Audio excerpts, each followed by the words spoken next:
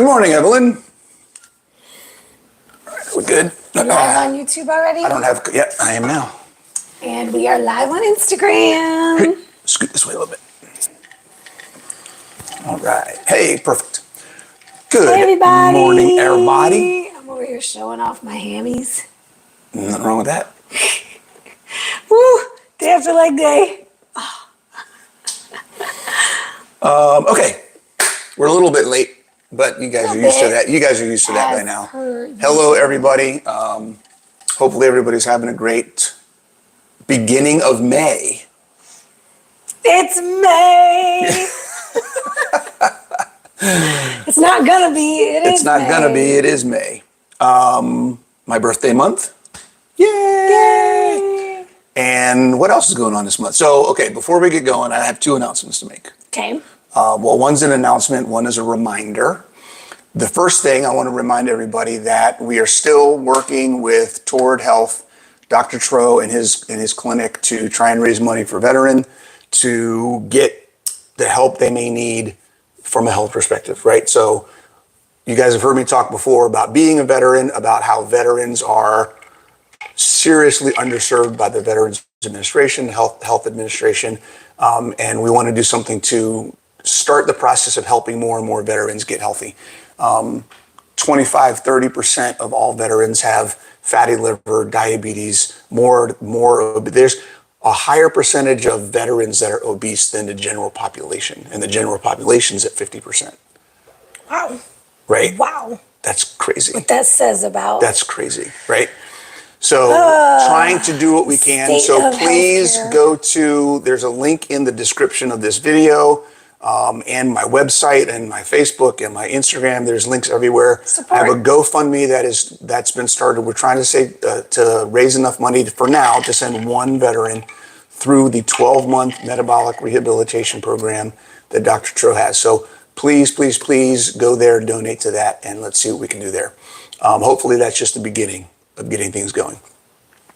The second thing is an announcement.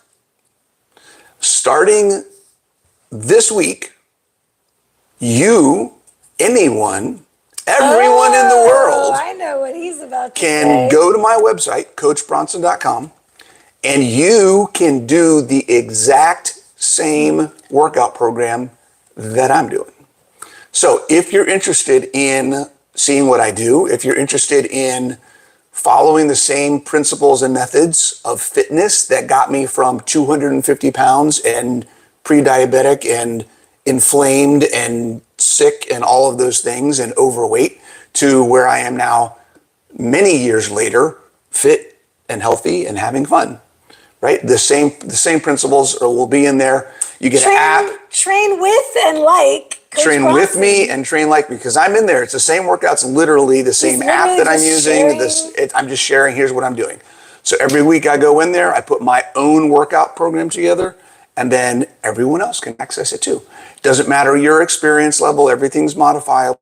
The machine, the equipment that you need, there are no machines, it's all free weights.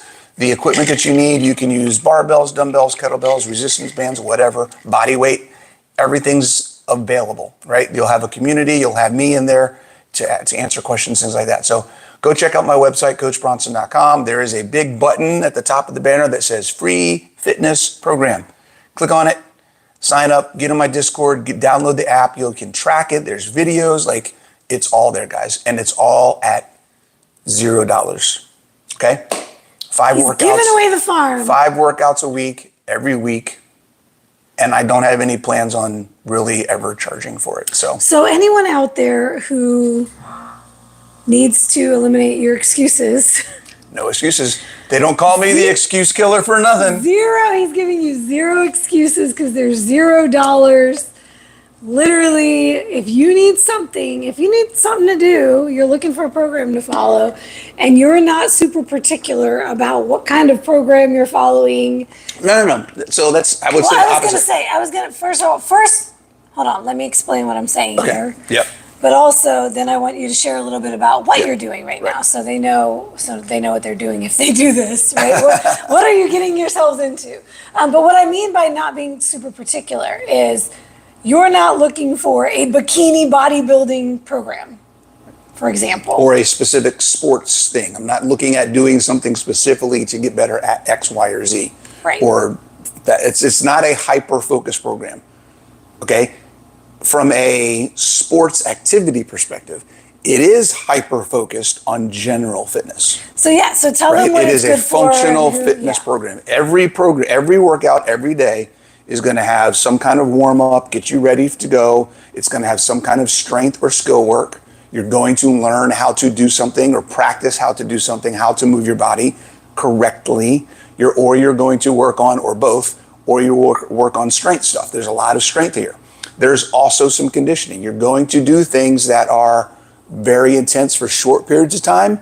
Maybe one day you'll come in and do something that's not very intense, but you'll do it for a longer period of time. So there's a lot of variation, and I try to balance the different aspects of what we're going to see in our everyday life in the program. Because remember, exercise is deliberate, intentional, controlled stress. So we have to train our bodies in all of the different ways on purpose that life could throw stuff at us when we have no idea what's happening, right? That's what it's all about. So it is a general functional fitness program that's going to give you a broad range of things and help you improve overall metabolic function. You're going to get stronger. You're going to have more endurance. You're going to have more stamina. You're going to improve your range of motion and flexibility. You're going to improve your balance and coordination, all of those things. So that's what it's all about. Train for life. Training for life. Yep, for sure. So. And you will look better when you do it. Oh, right? Of course. You're not training specifically to shape a body or to. You're not training for aesthetics. Right, a specific look, but you are okay, here's my favorite saying. If you get fit, you'll look fit. That's what this is about. Cool. So, oh, good. We've got questions coming in. All right. We don't get to look at them yet because we've got other things to talk about. I need to keep you focused. You're going to distract me by reading the questions. It ain't going anywhere. Okay. I love my So what did you have to say? My ADHD, dude. What was I going to say? Okay, announcements in my world. Oh, yes. Today's a big day. Today's a big day. Something is launching today. Today, we are starting the Summer Prep Challenge inside the Keto Bikini Academy. So if you are looking for a bikini body training program. And I'll say coaching. Yes. Because my program is just access to the workouts I'm doing. I'll be in there to answer questions about, what can I do here instead of this, that kind of stuff. But it is not a coaching program. I want to make that very clear. Yeah. I'm not giving away free coaching. If you want coaching, that's a whole different conversation. This is just the workout program and the app to do it in. Right. Which is different than what she's got. She's got all that, but it comes with the coaching and the community and the support and all the other things. I always have to explain that we are not just giving you a training program. Correct. That's not what the academy is. And so, I'll have ladies who will be like, oh, I got this injury. I need to take a break from the academy for a while. I'm like, well, are you still eating? Right.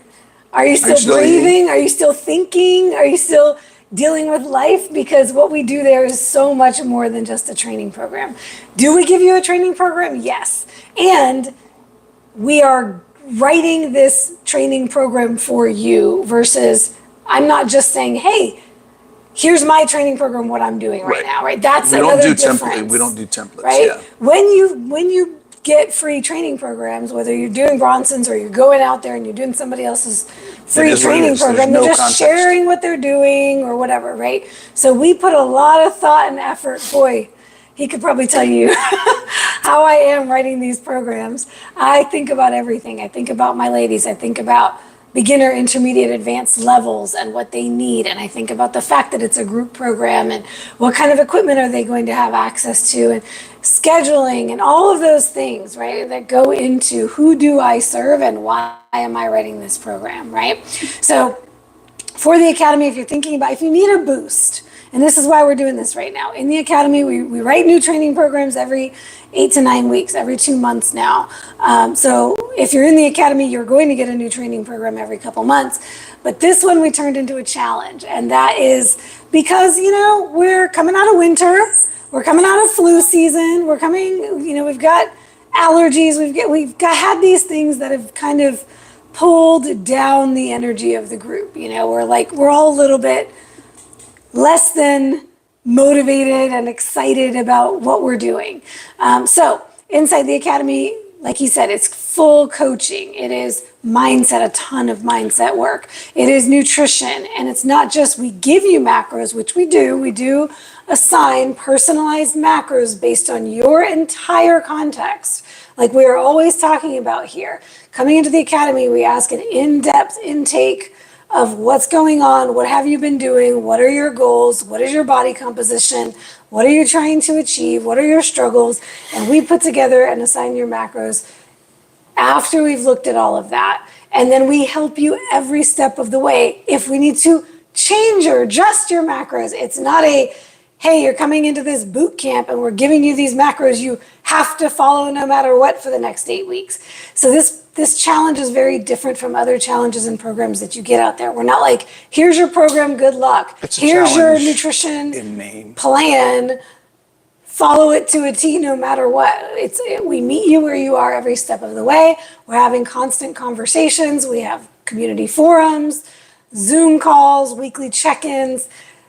We're there with you holding your hand every step of the way. So if you need something like that, accountability, community, support, expert guidance every step of the way, that's what this challenge is. So it's called the Summer Prep Challenge. It officially kicks off today. We're doing our kickoff call in a couple of hours. But even if you want to join tomorrow or Wednesday, we're still going to let you in. So the links are up in my stories. I posted a couple of places on my Instagram, in the Facebook group, Keto Bikini Secrets, if you're not there yet. Inside the Facebook group and Keto Bikini Secrets, I also share how you can do this alongside of us if you're not ready to make that financial commitment or that kind of bigger accountability commitment to coaching. Yeah. You were talking the other day about some of the ladies giving you feedback on their experience and what they've seen and done and how it's affected them. Over the years, just in the last couple of years, you've been doing the Academy and Keto Bikini Secrets and everything.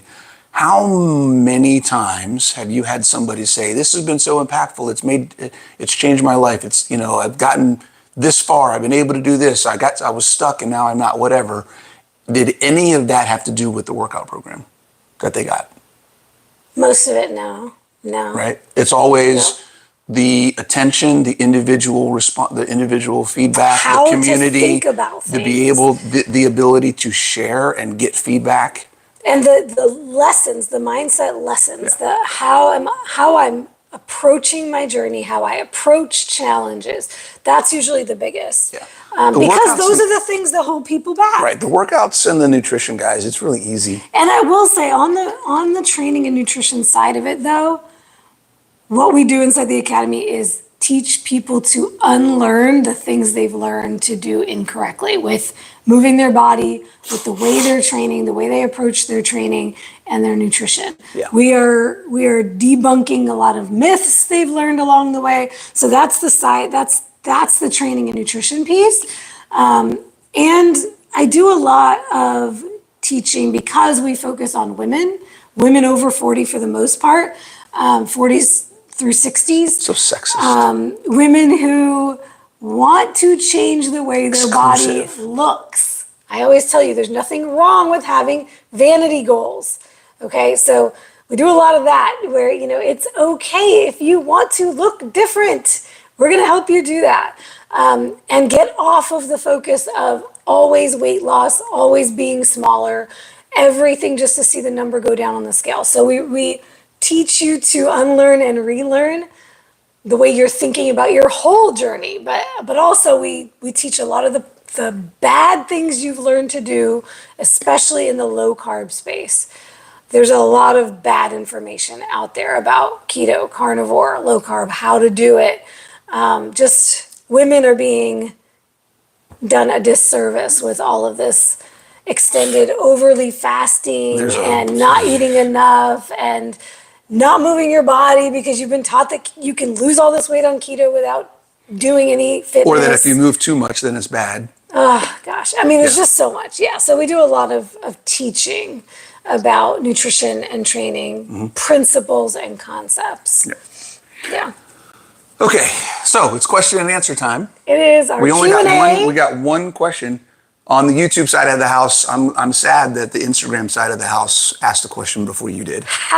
So YouTube, Come on, y'all YouTube, better catch up. catch up. Get some questions Post in some here. questions. All right, you want to take this So, one first because yeah. there's two pieces to this Okay, that I yeah. think we should address. Oh my gosh, you know what? I'm so glad I hadn't read this question yet, but I was going to bring something up for okay. you that I did not prepare you for in advance. So we'll have to see. If you're Blindside, ready. Coach Bronson. That's a similar question, but it's kind of on the other side of the coin Okay. to what this question is asking. So let's start with this question. And this is, it's DL Sky, I think is how I'm saying your name correctly on Instagram. How much protein per meal do you recommend in order to ensure enough insulin spike to break ketosis? Now, this is an interesting way that they asked this question because the question that came to mind for me were people who are concerned about their blood sugar. And because I just recently got a question in my Facebook group the other day from somebody who's coming from insulin resistance and type 2 diabetes and has lost weight and was doing high fat carnivore and gained body fat doing high fat carnivore and has now leaned into protein but is afraid about how much protein to eat because she's afraid of the way we typically receive this question, which is Too much protein. too much protein kicking you out of ketosis. This person's asking, how much do you recommend in order to the difference being kicked out of ketosis? This person wants to get kicked out. The other person doesn't want to get kicked out. Which is a great topic for us to address in general about so insulin. There's so many things. There's so many layers to this. Insulin spike versus insulin rise. That's where the first place that my brain went. I think also we should explain the difference between insulin and glucose, blood glucose, because insulin is not the same as blood sugar increase. A blood sugar increase, right? Blood sugar fluctuations, blood sugar and insulin are connected and they act upon each other, but they're not the same thing.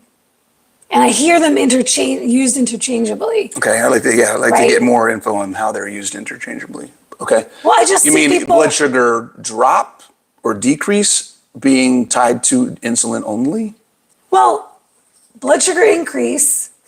When blood sugar increases, what happens with insulin? Insulin's produced and excreted, and it Why makes is blood that? sugar go down. Right. Liver response. Right. So when insulin rises, blood sugar decreases. Right. So a blood sugar decrease is not an insulin decrease. A blood sugar increase is not an insulin increase. That's what I mean by used interchangeably. They're literally talking about it as if it's the same thing. So they're equating, because my insulin went up, my blood sugar has gone up too. No, people will literally say, I'm afraid of a blood sugar spike or I'm afraid of an insulin spike. Okay. And they're literally talking about a blood sugar because of their blood sugar. Right. Okay. So they're confusing and not realizing that they're actually two different things. Okay. Gotcha. Okay. So there's where to even start with this? Let's talk.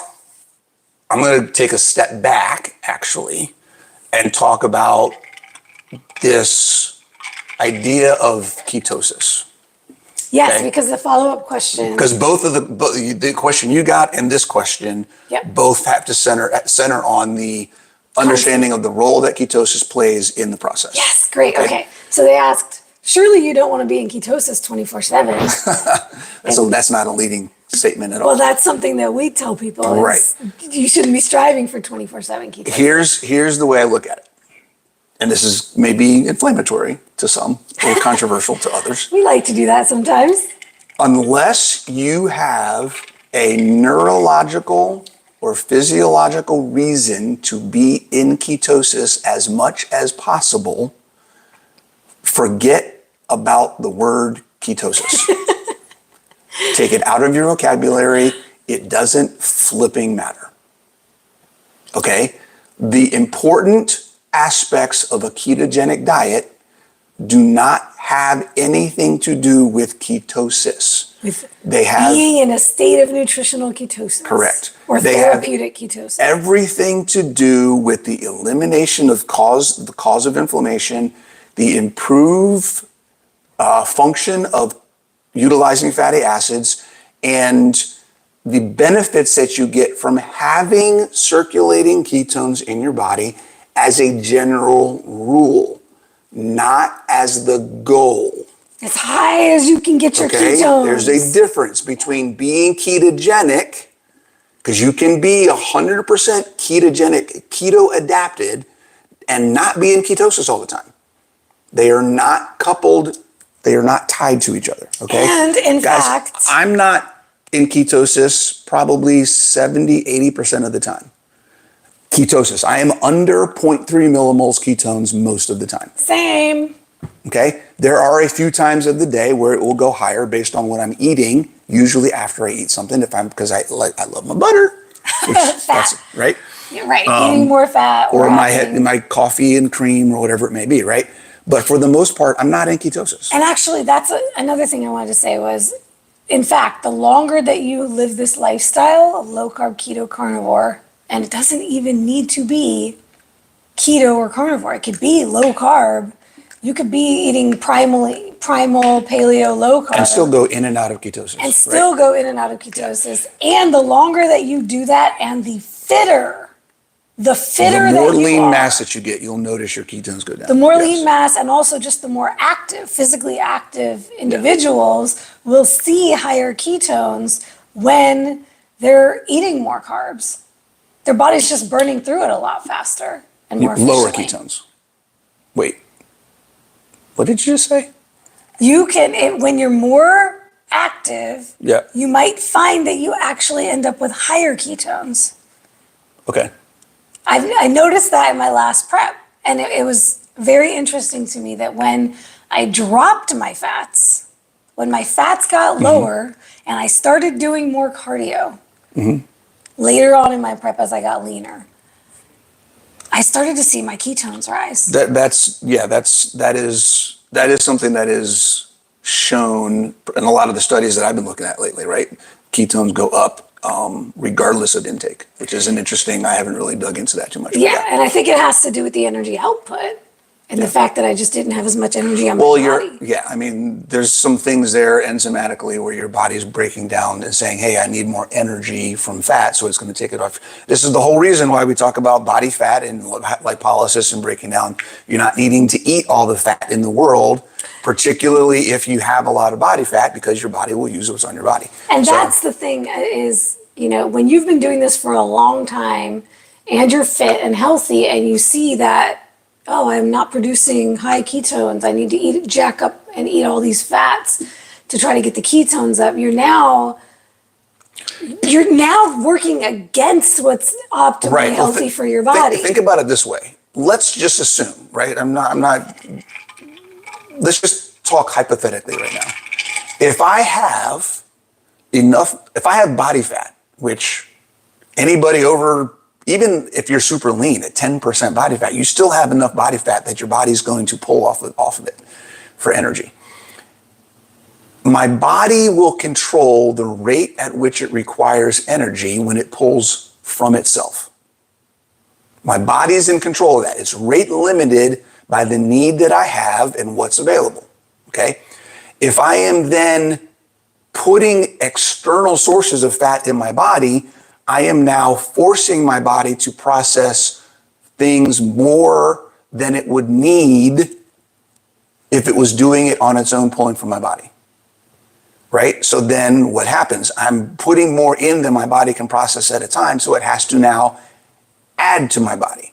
So if you're trying to lose body fat and you're eating a ton of fat in order to stay in ketosis, remember guys, ketones are a byproduct of Fatty acid breakdown, oxidation, okay? So when you're eating a lot of this stuff and you're breaking all this stuff down and you have a crap ton of ketones because you're eating a ton of fat, that's not a signal to your body to say, hey, let's take it off of our body. So don't listen to everybody in the keto space when they tell you, oh, you're not losing fat, eat more fat. Right. You got to eat fat to burn fat. Not necessarily. And there's different areas when timing and that can all play a role, but in general, you don't need to eat a ton of fat. You do need fat. You don't need to eat a ton of Okay, fat. now let's get back to the protein and the Right. insulin. But so just to summarize that, ketosis is great. It's not the focus. Goal. It's not the goal. If you're focused on ketosis, you're probably missing some of the other stuff. Okay. We'll come back to that in a second. That's a good question. Okay. On the protein side of things, there is a difference between a spike and a rise. So In first, blood glucose and then insulin. I'm seeking insulin actually. So specifically on the insulin side of things, the first caution I would make is that when we're talking about insulin, try and always combine fat and protein in the conversation, because it's not just fat, or sorry, not just protein. Protein does have a insulin response. It does create an insulin response. So does fat. What's the word I'm looking for? Flash alert, whatever. There was a word that was in my brain that just left. Newsflash? Newsflash, thank you very much. Newsflash, anything you eat has an insulin response, right? So it's not just a macro. Well, and just to clarify what I was saying before, for those who don't know, the glucose will rise in your bloodstream, and then that will prompt the insulin to rise to get the glucose out of your bloodstream. That's the process. So it doesn't just skip over the blood glucose and go straight to an insulin response. Oh, no, for protein and fat, it is an insulin response from the actual food, from the actual macro. Without changing It's blood not the sugar blood. It's at not a all. blood sugar. It's an actual insulinogenic response. But they wouldn't know that because you're not going to be able to test your insulin. Correct, and that's right. So that's what I'm saying is it's one of those things we don't have at-home insulin tests, but whenever we're talking about doing things, number one, unless you have an insulin problem, you shouldn't even be worried about this. Okay. For the most part, if you're just eating enough protein and eating enough fat, i.e. 1-to-1 for most people, you're going to get a initial bump, not as high as if you're eating carbs, right? It's going to be a bump, and then it's going to tail off and take a lot longer for that insulin response to go down. Okay, so the difference being what we call the area under the curve. If you eat carbs and it spikes up and then it comes back down again and you crash and your blood sugar is doing a bunch of wonky stuff, right? That is still an insulin response. You're breaking ketosis technically, right? If I eat a good amount of protein and fat, I'm potentially going to break ketosis. I don't know. I don't really care, right? Likely you will, because your insulin is going to go up a little bit and it's going to shut that down. But the amount of time you're getting that insulin is going to be a lot longer. It's going to be more steady. It's going to be more manageable, because it's the spikes that we're worried about. Blood sugar spikes and insulin spikes, that's what we're worried about. You don't want to overload your body at any given time and then keep overloading it and then go down. I actually just watched, was part of a seminar a couple weeks ago, and I was introduced to a concept I'd never seen before. MAGE, M-A-G-E. I forget what the acronym stands off the top of my head. I just remember thinking MAGE, like in D&D. That sounds familiar to me. Tell me which one you're talking It's about. the breakdown of the variance of average within A1C. Okay. So if your A1C is 5.5 and my A1C is 5.5 and your A1C is 5.5, that's great. What it doesn't show, A1C by itself doesn't show, is my A1C 5.5 on average, but it's going from 3 to a 7, and yours is actually staying between 5 and 4 or 5 and 6 on average, right? So it's the spikes. And what they talked about in the presentation and what the research shows is that it's the spikes that cause more problems than the steady state. So if I'm even running at, say, a 6 on my A1C, but my MAGE is small, my ratio is small, that's better than if I'm running at a 5 A1C and I'm spiking from 3 to 7. Yeah, and this is every why day. we say, like, Right? Steady is the always A1C better. is not telling you what's happening on the Inside. day-to-day, Or hour-to-hour meal to meal, hour to basis. hour, yeah. Now, these guys can give you the best. And a lot of these are starting to show MAGE data. So this is a CGM, for those that don't know, continuous glucose monitor. So since we don't have insulin monitors, the best way that you could get some data around what's happening on the small scale, the micro level, the meal to meal, hour to hour, day to day, is to wear a continuous glucose monitor. They are becoming more and more available these days. And that's where people are getting it confused, because they're looking Yes. at their blood glucose, trying to make Thinking assumptions it's about their insulin. insulin, and it's Yeah. not. It's similar, And it is. It should essentially, It is. Somewhat match. The timing is going to be a little different, but Yeah.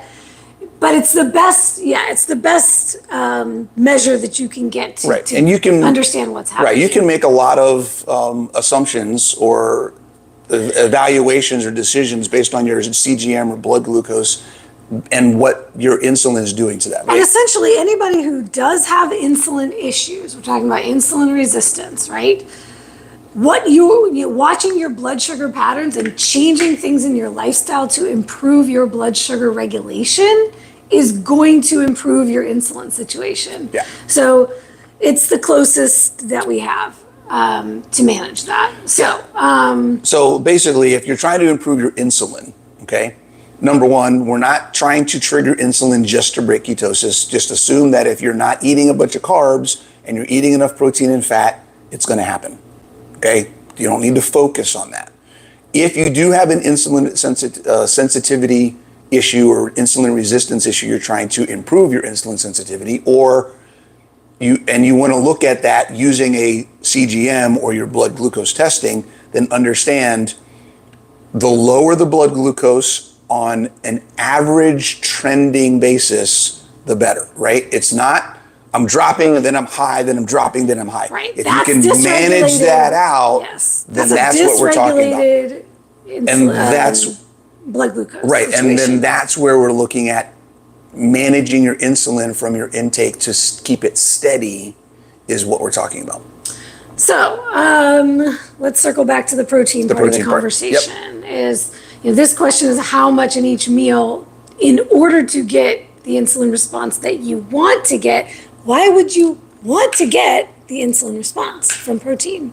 Well, if we're talking about some of the benefits of insulin, okay, the biggest benefit from insulin, which is different than what you may have heard, is that, well, first of all, you may have heard that insulin is an anabolic hormone.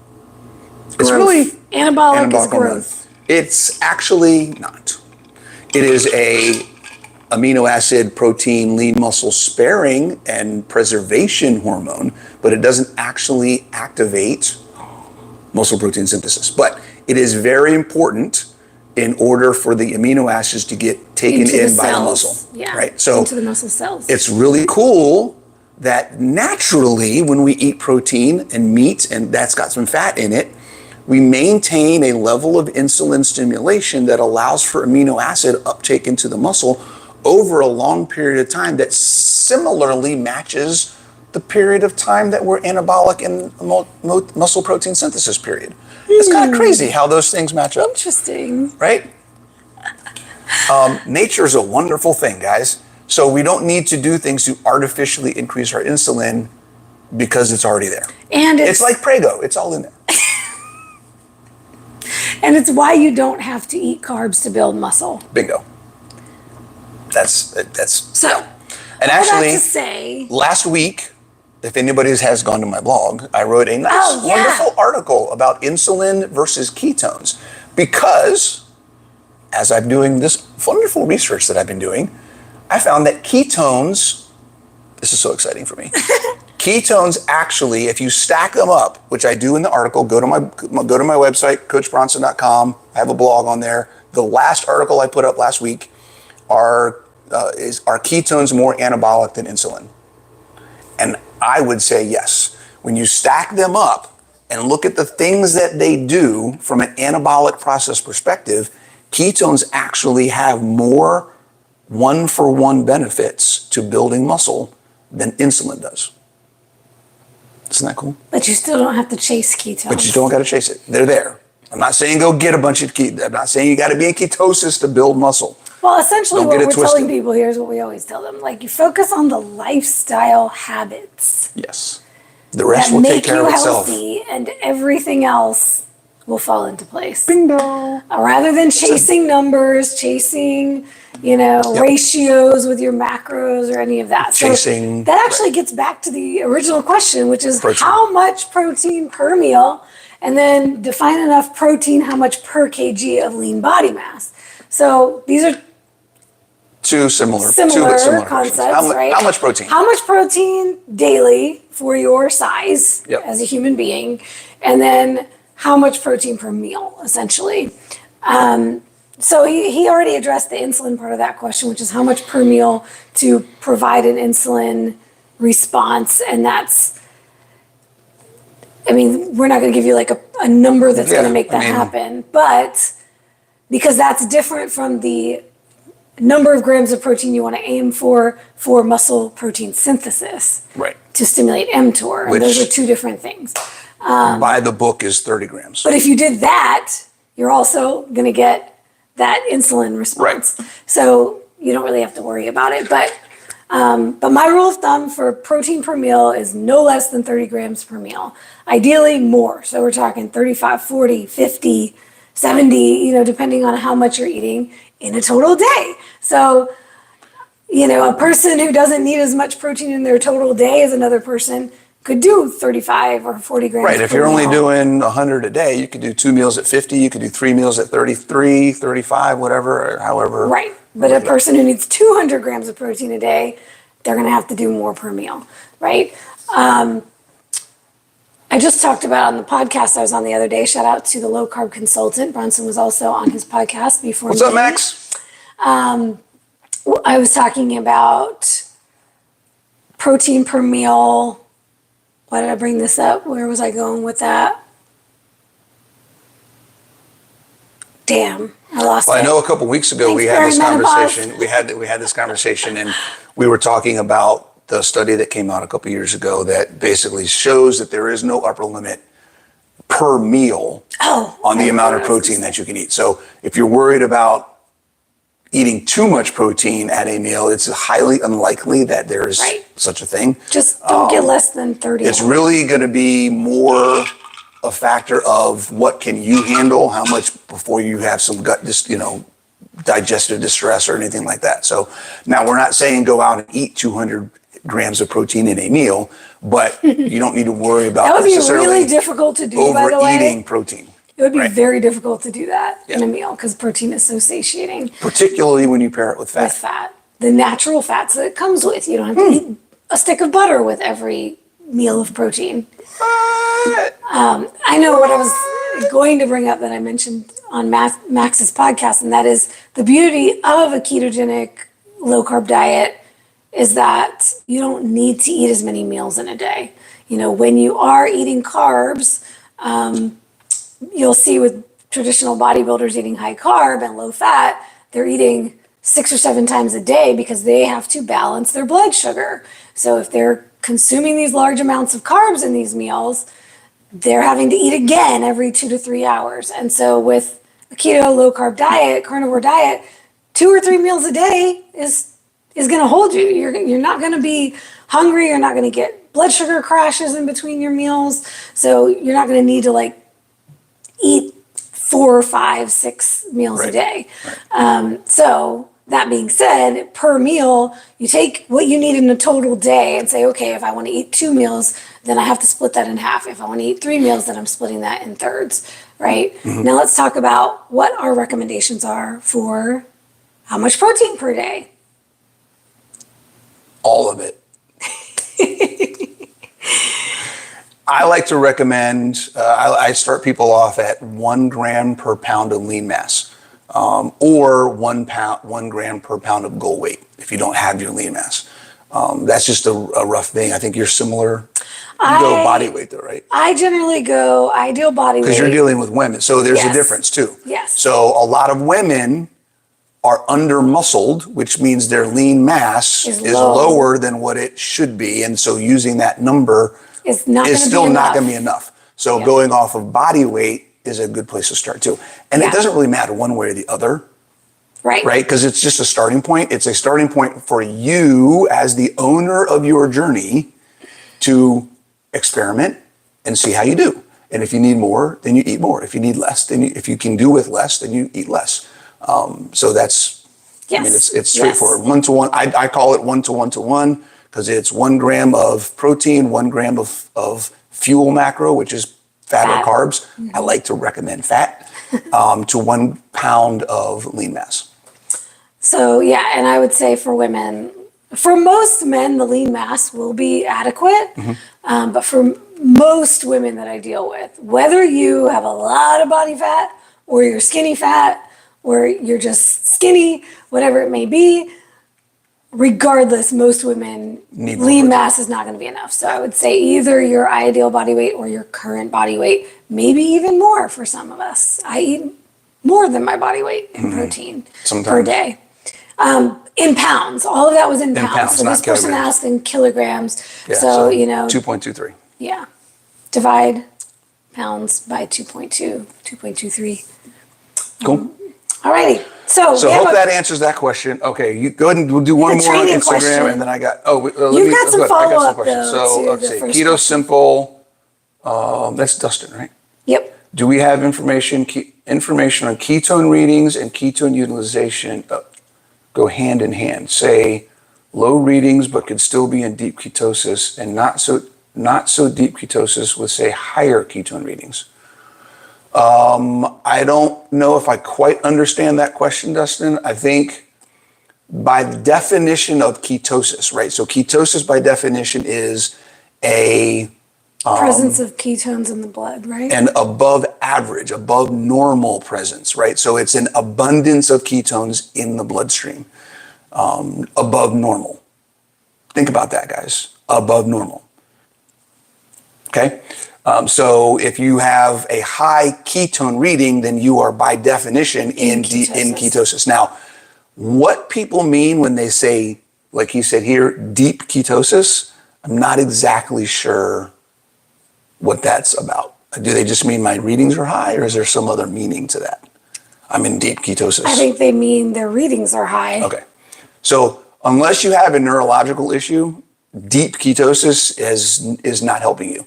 Okay, we're going to revisit a term that we love, minimum effective dose. Yes. Okay, if you can get the benefits of having ketones in your system at a 0.3 to 0.5 millimole reading, why do you need a 3.0? What is it doing for you? It's doing nothing other than making you focus on something that's not helping you move forward. Because you have to eat a lot of fat to get that. You're not letting your body burn it. Right? You're focusing on the wrong thing. So you don't need to be above. Guys, I would say that for most of you, if you're trying to be above a 0.5 and you're just doing this for metabolic health, you're probably missing the point. Okay? Think about that for a little bit. I will just say, if you're brand new to this lifestyle, it's going to be all over the place. Then there's nothing wrong with chasing those ketones in the first few weeks. You're trying to see if you can even get into nutritional ketosis. Right. Because you're trying to shift your body's fuel source from carbs to fats. And that's where people get it wrong. They're doing what is necessary or at the very beginning for transitioning, and they're taking that to mean optimal forever. All the time. And they don't change, they don't adjust, they don't look at what's going on or how this works. Yep. And this is one of the things like we get confused when we listen to different people, right? So I'll go back to Dr. Boz. One of the things about Dr. Boz, she works with a ton of people who just can't get into ketosis. They can't get there at all.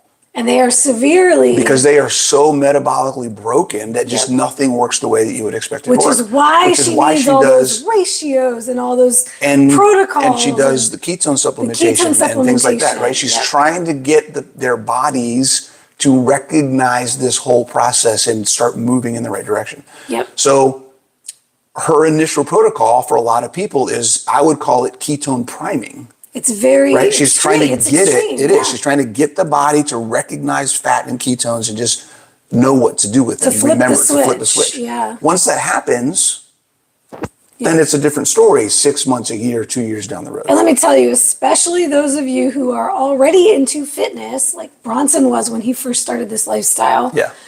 And you want to go keto or carnivore for fat loss, you're going to get into ketosis in 48 hours.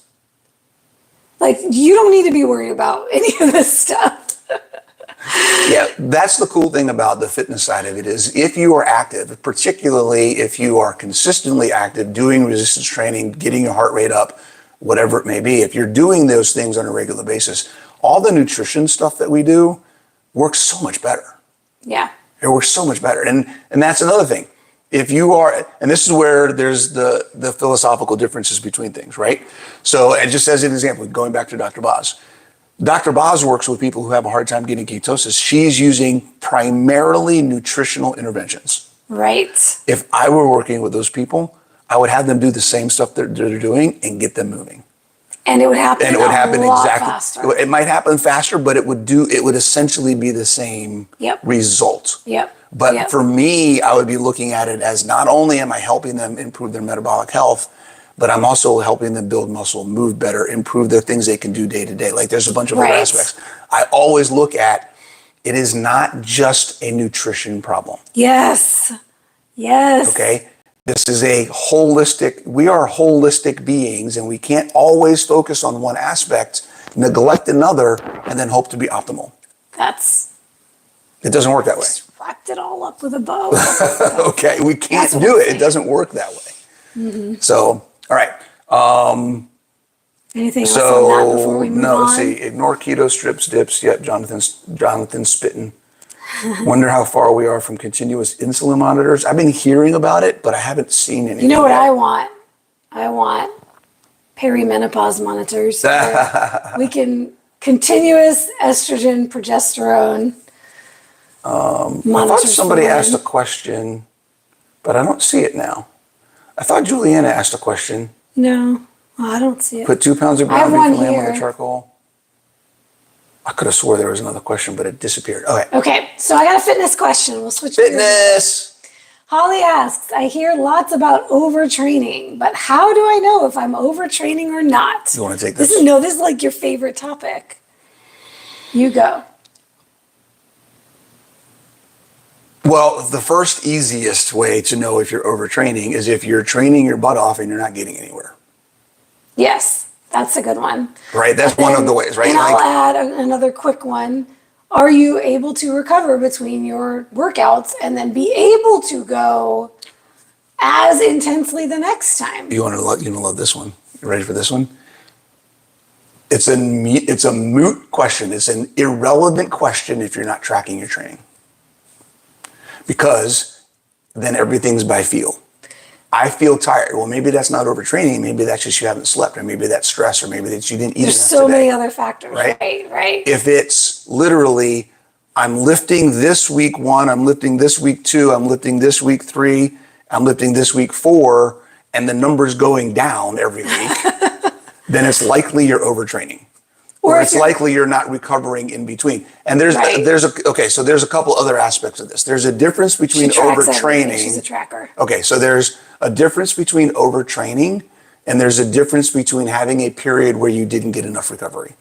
Mm-hmm. Okay, so we talk about trends, right? With body composition, with measuring all these different things.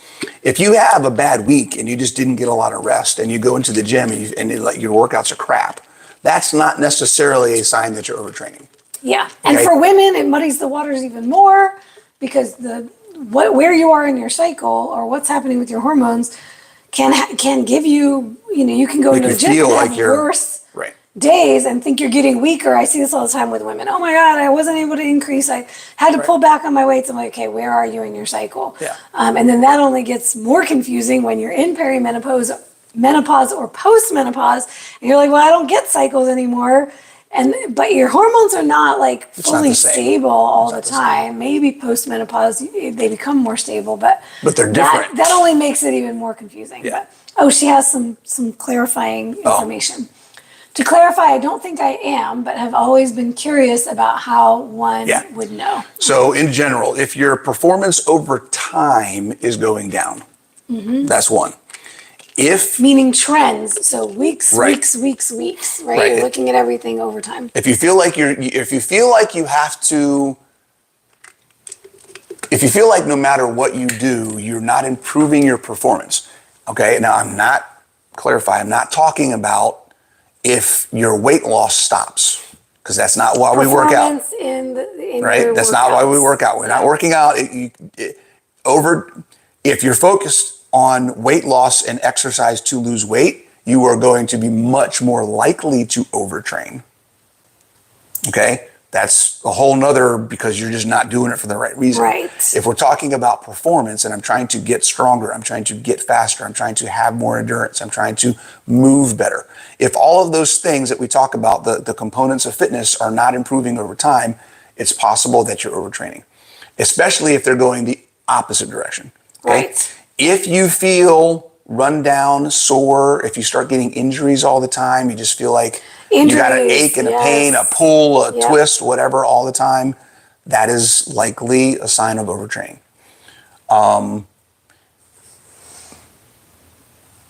Here's another one that we don't talk about a lot. If you start having issues with sleep or hunger, where you're not getting hungry. This is a weird thing that I've seen in people. When they're overtraining, they actually get less hungry. I have not figured out what the mechanism behind that, but I have seen that. If you just correlating, people that I've dealt with who are overtraining are often also the people who are under eating because they just don't feel hungry. Yeah, because you may be under recovered. Right. You may be, it may not necessarily be that you would be overtraining if you were also properly nourished, right? Right, and I think that some of it may be mental. I was going to say, overtraining, a lot of the way that it gets used, it's not just about the training, but it's also about all the things you're doing to recover. Nutrition, lifestyle, stress management, sleep, all of those things. Well, and I'll use this as an example. And I got some comments when I posted a while ago that my recovery and my training improved. The volume of training I could do improved when I fixed my nutrition. Somebody commented, "Well, it just sounds like you were overtraining." Well, yeah.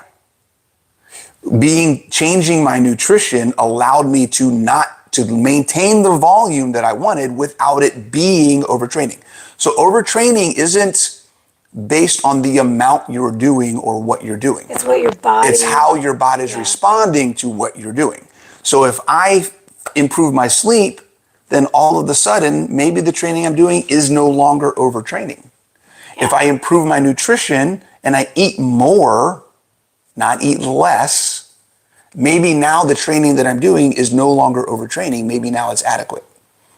So understanding that it's not, again, in this discussion, it's not just the training. Right. This discussion, it could be the nutrition, it could be the rest, it could be the stress management. Yes. It could be other things involved as well. So when we talk about overtraining, we're talking about the whole picture. We're always talking about the whole picture, right? It's never just one aspect. And I'll throw something out there that's a hard and fast rule. If you are training 7 days a week, you're overtraining. Yeah. Period.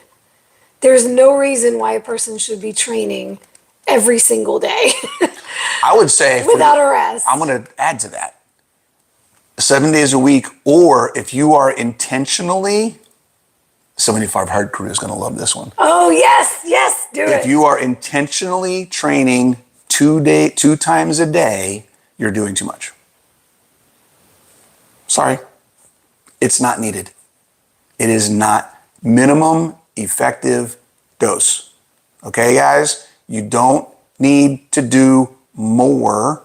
You need to just be more intentful about the entire process. If you're training well, if you are giving your training what you shouldn't be capable of training 2 times a day, 7 days a week.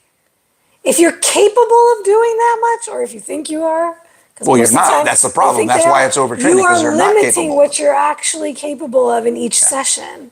Yeah. More intentional, better executed workouts requires less frequency. I'm going to put a twist on that. Yeah. It is if you are training properly, it is impossible to overtrain, because the definition of training is adequate stimulus, adequate recovery, adequate nutrition. You can't overdo all three at the same time. So if you're doing any one of them out of proportion to the other, that's where overtraining happens. Right? Particularly on the exercise piece. And then the final thing I'll add is about the intensity. So for instance, if you're doing 5 or 6 days a week of all of your sessions are high intensity, it's probably overtraining also, right? So you have to also look at the type of training that you're doing. If you're doing long distance cardio 6 times a week, it's probably overtraining, right? There are ways that you can do strength training 5 or 6 days a week if you're splitting it up properly to where it won't be overtraining. Now, if you're doing full body strength training 6 days a week, that's probably a little much too. Like, so look at what type of training am I doing? What's the duration of my sessions? How long is it taking me to finish these sessions? And how frequently am I doing them? And it'll give you a full picture. Yeah. And then of course the biofeedback we were talking about, how you're performing. Are you getting better? Yeah. Here's another aspect I think a lot of people don't when it comes to overtraining, don't connect. We talked about, I see a lot of people who are overtraining who don't have appetites. I also see a lot of people who are overtraining who struggle maintaining body composition no matter what they do. Yeah. They can eat more, they can eat less. It doesn't make a difference. The entire system is out of balance. So no matter what they do, they're gaining fat, they're losing muscle. They gain 20 pounds, they lose 5 pounds. They can do this. They're all over the place on a consistent basis. And they're like, but I'm training, I'm doing everything I need to do. Well, maybe you're doing too much, right? If things are not predictable in if you're not able to identify a trend or predict what's going to happen next based on a change that you make, that means you're doing something out of balance with the rest of your body. Mm-hmm. You want things to be predictable. If that makes sense. Ooh, got another good question here. I saw a couple gals in KBB talking about honey prior to training. Can you talk about that? And second part is this the same as dextrose or Smarties? What? Honey prior. Honey, dextrose, Smarties, like it's basically it's targeted. It's all crap. Okay, I've got some people doing it. That's why she's asking. So it's not all crap. There's no need for it. There may be a placebo-based need. There may be a mental aspect of doing this and feeling, because that's been proven to be a thing. But from a biological perspective, having any of that stuff prior to exercise doesn't really provide a biological enhancement. So let's talk about what it is and why people do it. So it's considered in the context of a low-carb keto carnivore diet, a targeted keto approach, which is interesting. They call it targeted keto. They should be calling it targeted carbs, glucose or something like that, right? Yeah. So it is where you add in very quick, fast sugar, fast glucose source.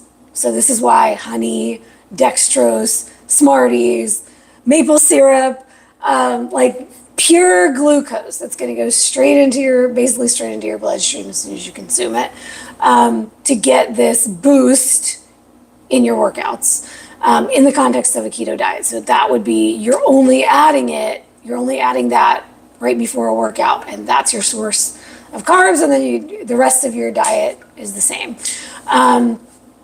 She said, I ask questions just to watch you debate them. So I'm trying that with a few clients strategically. It's not something that I generally recommend most people do. I always or cyclical keto. I usually don't generally recommend that for people because it's very context dependent. But I will say what's interesting to me, a trend that I've noticed in my very small experiment with my very small number of sample size. But what I've noticed is the ladies that seem to get the most benefit from it, the targeted approach, are also women who have hypothyroid. And they're on medication for hypothyroid. And what they've noticed is they're also getting symptoms of hyperthyroid when they do that. And that would potentially necessitate reducing their thyroid medication. So they're getting this response that's now throwing them into hyper. And that's probably why they're getting the perceived benefit. It's the insulin. Yeah, this quick and that's glucose response. and that's I mean that correlates to what we see where people are recommending inulin or other types of dextrose supplements for people that have thyroid issues on keto, because you need the insulin response to support thyroid hormone and all these other adrenals and all these other things. They also tend to be the ladies that end up with even like super duper low insulin on pure keto carnivore, where it's like under 2. Right. And they're not getting that glucose. Are they the more fit athletic yes, ones? Lean. And that's Yeah. I'll tell you, it's Mary Grace and Celeste. Okay. And they're so many rabbit holes I want to go into. So again, those two, I feel like they're getting enough protein and fat in their meals. Absolutely. Right. So, but they may not be getting that insulin. Remember, like Dr. Sivas talks about. Depending on how lean they're going. Well, because his stuff that he was talking about was on lean, low fat meats. Ah. Right. Well, so he was having all then. the thyroid issues and that stuff with lean. But if they're getting fatty cuts and they're getting fat with their protein, I haven't seen that be a problem. But again, we know that small amounts of carbs can help in those situations. Now, there's a whole philosophical, well, you shouldn't need carbs if it works, guys. Yeah. Well, right? Yes. And then there's also the lifestyle component as well, right? Like I will do carb cycling with people when they want to include carbs. And so in my opinion, it's a better approach than just bringing carbs up consistently every day, all day, right? Yeah. It's a way of preserving that fat utilization in the body and not, so that there's also this concept of metabolic flexibility and how some people say you have to put carbs back in to stay metabolically flexible. No. Your body will always oxidize. There's an oxidative priority, so when carbs are present, your body's going to use them before it then goes to the fats and everything else. So you don't have to put carbs in to stay metabolically flexible. You have to take them out for your body to learn how to really, for some people, well, you got to learn how to make it and utilize it. But for people who want to stay optimized health-wise and they want to incorporate carbs back into their lifestyle, doing it intermittently in this carb cycling approach can work really well for them. I want to highlight something because I said earlier that's crap. Yeah.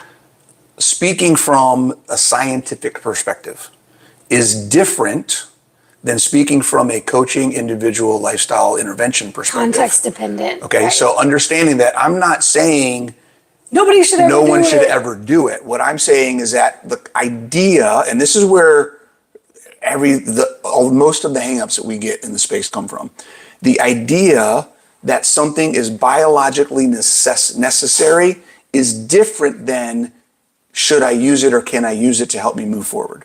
Yes. Not the same conversation. So when I say carb loading or targeted carbs before a workout or targeted protein after a workout is crap, I'm talking from a biological scientific perspective. It is not needed. That doesn't mean it doesn't have an effect. Or a place and it doesn't mean that people. Someone can't use whatever the effect is as a tool to help them move forward. Yes. So there's a difference. There's a different context between both of those, and understand that I'm not a fan scientifically of PSMF. I'm not a fan scientifically of fasting, long-term fasting in general. Has it worked for some of my clients? Absolutely. For the time and the place that they were at. Is it something that I would recommend most people look at doing? Not usually, because scientifically it's not a need in most cases. And so different contexts. Different Holly said she used to do it and didn't notice a difference. Same. Right. I've never noticed a difference with targeted carbs before a workout, but I have noticed a difference with targeted electrolyte use. Oh, absolutely. Pre-workout. I have, for sure. So for those of you on keto carnivore who feel that you need an extra boost for your workouts and you're thinking about going the route of glucose, targeted keto, try half a gram. Wait, how much salt would you take? You don't measure it out before a workout. For a workout? Like if you're going to do... Depending on who you talk to. So D. Nicolantonio says 1 to 4 grams. Yeah, I might do a gram. Or 2 to 4 grams before I'll either do a gram or I'll do, I'll do a gram of electrolyte, not a gram of salt. Well, there's a gram of sodium in most electrolytes. It's usually a gram. The it's whole about 1,000 packet. milligrams. Yeah. I'm talking about, I'll do a gram of the packet. Oh, gotcha. A gram or 2 of the packet. So it's like a fifth or a sixth okay. of the packet. But or I'll just like pour a little bit of the packet in my hand and lick it before a workout or intra workout if I'm needing it within the workout, because those electrolytes will benefit most of the time. That's what I see. Yeah. So what is OT? Julianne, I'm not sure what you mean by OT hungry. Stress hormones make you OT hungry? I think that's a mistype because there's a period. I think so too, yeah. Make you not hungry? More hungry? Make you not hungry. Stress makes you more, stress hormones make you not hungry. That's it. So overtraining is also being a stress. Yeah, So absolutely. that makes sense. Yeah, absolutely. Yeah. Not. Okay. Yep. So that's where I see people overtraining also tend to undereat. Mm-hmm. For 2 reasons. 1, because their body's not telling them to eat. And then 2, because often if you're overtraining, it's because you're thinking you're doing it to lose weight, which means you're also probably not eating enough because you're thinking you're doing it to lose weight. You're overriding this. Which is the worst cycle of dysfunction, because you're doing more and giving your body less. Terrible. Guys, that is the whole reason we have a problem with health in this country. Well, and I'll also do more, eat less. By definition means create metabolic dysfunction. That's not health. And to the point of the acute stress, right? So training is an acute stress. If you ever notice, you're probably not hungry within 30 minutes after your workout. For me, the hunger hits about 30 minutes later, or maybe a little bit longer. Immediately walking out of the gym, I'm not like, I need to go eat a burger right now. Right. But 30 minutes later, get home, shower, whatever. Now I'm like, okay, I'm ready to eat. So if you're overtraining, especially if you're one of those people doing 2-a-days and you're taking 3 hours out of your day to train, then you're also delaying that hunger by another 30 minutes to an hour each time. That's now like getting up to 8 hours of your day where you're not going to be hungry. Yeah. Well, and you're also probably doing it in between work or other things going on, right? So your schedule is also not conducive to eating because you're working out when you should be eating. And you're distracted, right? Because we're distracted during work. That's why, the more you sit around, the more hungry you're going to be because you actually have time to think about it. Good questions, guys. Good I hope we questions answered this week. everything. We kind of went all over the place. I don't think so. Any other questions before we drop off? Now that we hit our hour, I got to eat and work on a paper. And I've got a kickoff Zoom call in an hour. Anything? What are we doing? Do we have a topic for next week? Nope. No? You guys Okay, tell we us gotta what think you of want. Tell us what you want to for talk about next week. I'm sure we'll think of something. I will think of things because we have this new challenge. You got the challenge. You're going to have a bunch. I've got new members. I'm yeah, going to have all kinds of Yeah. questions coming All kinds at of me. stuff. Awesome. All right. See you guys. Thanks for joining. See y'all next week.